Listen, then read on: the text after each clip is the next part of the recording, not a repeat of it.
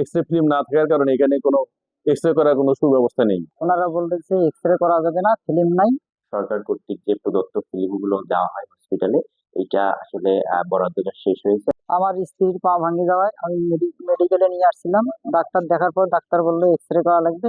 X ray রুমে যা দেখি, ওনারা বলতেছে এক্স রে করা যাবে না, ফিল্ম নাই, ঢাকার থেকে ফিল্ম আসবে জুনে, তখন আপনি যোগাযোগ করেন। তো এই অবস্থা আমার স্ত্রীকে বাড়িতে ফেরত নিয়ে যায়। এক্স রে ফিল্ম না থাকার কারণে এখানে কোনো এক্স রে করার কোনো সুব্যবস্থা নেই।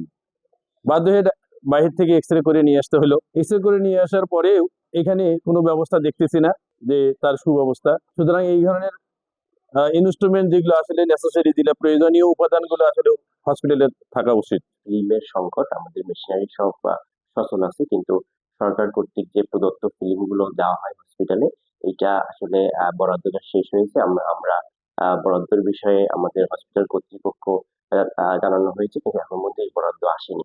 এমএসআর এর মাধ্যমে প্রায় ১,৫০০ এক্স-রে ফিল্ম ক্রয় করছিলাম। আমাদের বর্তমানে সেই ফিল্মটা গত মাস দেড়েক আগে ২৬শে মার্চ শেষ হয়ে গেছে। সেজন্য আমাদের এক্স-রে সেবা রোগীদেরকে দিতে পারতেছি না। আর আমাদের বিকল্পভাবে পাওয়ার সম্ভাবনাও খুব কম। সেজন্য আমরা একটা চাহিদাপত্র দিয়েছি উপজেলা পরিষদে। তারা যদি আমাদেরকে দিতে পারে এক্স-রে ফিল্মগুলো, তাহলে আমরা আবার এক্স-রে চালু করতে পারবো। আর যদি তারা দিতে না পারে, তাহলে আমাদের পরবর্তী অর্থ বছরের এমএসআর বরাদ্দের অপেক্ষায় থাকতে হবে।